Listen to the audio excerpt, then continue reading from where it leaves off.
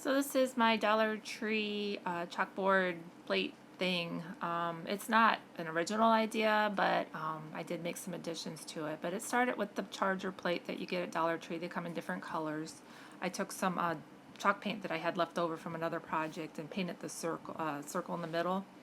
Then I added some Dollar Tree flowers and some of their burlap ribbon as well.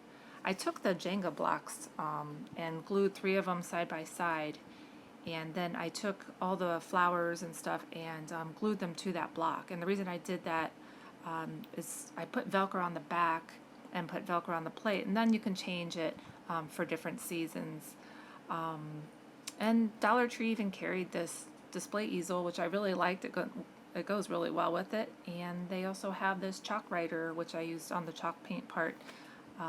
It's a lot neater and not as flaky and messy as chalk.